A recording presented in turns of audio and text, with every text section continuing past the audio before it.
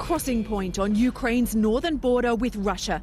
On the other side of this frozen frontier, amassed 127,000 Russian troops, according to Ukraine's government. And to the west, Russian fighter jets and missile systems are moving into place in Belarus for military exercises. If there's a Russian ground invasion, this village is potentially in the firing line. Tetiana Semak grew up nearby in the village of Senkivka. She told us if there's an invasion, many people here will have nowhere to run. Like other Ukrainians, she's anxious and powerless.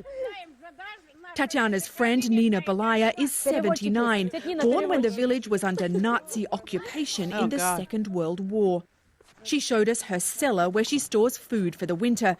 She has another purpose in mind if the Russians show up. And you can take shelter down here if the Russians invade. Most Ukrainians are far from wealthy. Now their freedom and their young democracy are threatened by their colossal neighbour. And what some say are President Vladimir Putin's imperial ambitions. Russia has already invaded Ukraine, seizing the Crimean Peninsula in 2014 and backing separatists in the bloody war in the country's east. The US is training Ukrainian frontline soldiers and arming them, including with these Javelin anti-tank missiles. The first shipment in $200 million worth of emergency military aid from America arrived here on Friday. But the Ukrainians are massively outgunned and outnumbered. All I can do is sit and wait, Nina told us, and pray nothing will happen. That's the mood here in Ukraine as the world waits to see what Vladimir Putin will do next. Jesus. I mean, so what do you want to do? What do you want to do? Okay. I mean, this has been a very long march toward destroying NATO, obviously, and destroying Europe, destroying America, and destroying the idea that democracy is a good thing, that democracy can work, right? So this is where we're at. This is where we are right now. This is unbelievable. So, you know, if anybody says that we should actually defend Ukraine and its democracy, then we are warmongers, right? We're warmongers.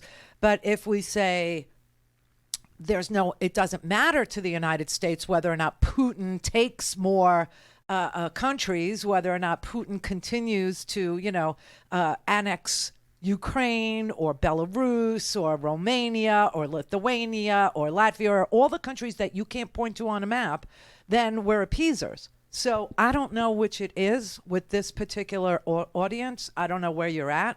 I will tell you this right now. We cannot go in there. We just can't go in there now. And here's my reason why we can't go in there now. Putin is looking for a false flag. Putin is looking for any reason at all to say, you did it. You did it.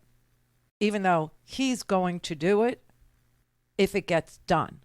Meaning invasion or bombing or shooting or pillaging or anything that he does, cyber attacks. It's stopping the flow of oil through his pipelines, through Ukraine, into Europe.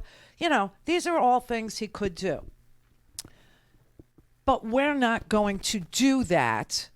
And if we went in there and we were there, or any of our NATO allies were there, I don't care if it was, freaking Norway or France or Germany or Spain, any of our NATO allies. It could be Denmark, okay, part of NATO. NATO is 27 countries.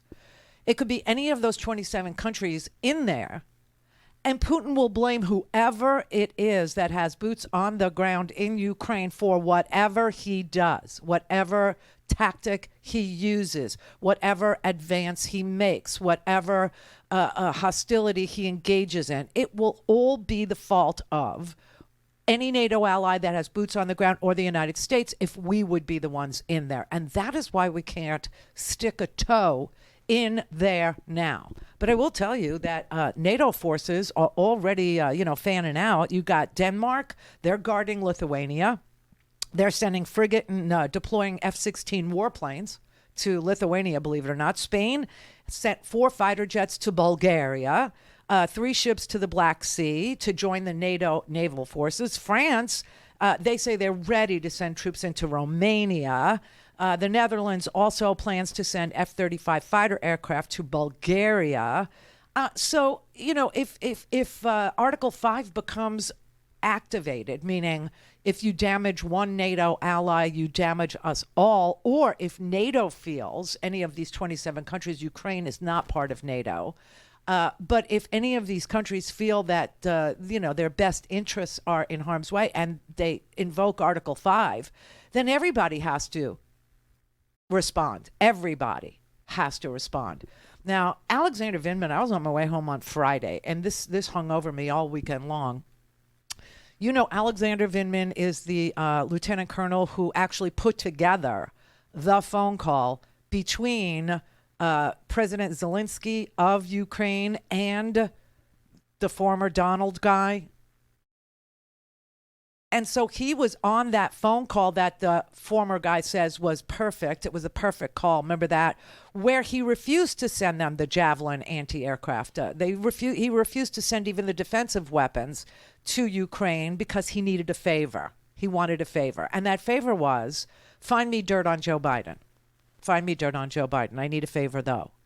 And Vindman was on that call, and he became a whistleblower because he understood that we had a president that was extorting a democracy, a fellow democracy, a country that was trying to beat back the autocratic regime of, Red Moscow. Really, the most anti-American thing I think I've ever heard in my life, right? But this is what Vindman said on Friday to Nicole Wallace on MSNBC. It's important to note that I think we're basically just on the cusp of war. I think it's all but certain in my mind that there's going to be a large European war on the order of magnitude of World War II with air power, sea power, massive ground forces offensives. And my concern now is making sure that the United States is postured for that outcome. I think there's little to be done to avoid it at this point. I think the U.S. was over-reliant on a deterrent based on a reactionary policy. So if Russia does this, these are the consequences that it could bear out. In reality, the Russians have significant reasons to doubt U.S. resolve in this space. I think that at this point, we also need to start preparing for the day after, the day of that outcome, for the humanitarian catastrophe that's going to unfold in Europe, for the contingencies of having to reassure U.S. allies in Eastern Europe that are going to want some U.S. presence there to ensure that Russia's objectives are, in fact, limited to Ukraine. And we're going to have to come to the reality that there are going to be seismic effects on the geopolitical landscape, the economic landscape, that the American people should be aware of, because there are going to be direct impacts on the U.S. economy, on U.S. national security, and we should just be doing everything we can to prepare for that. Wow. Oh. Don't have time to listen to the live show? Want to hear more on your schedule? Go to randyrhodes.com and buy a stinking podcast.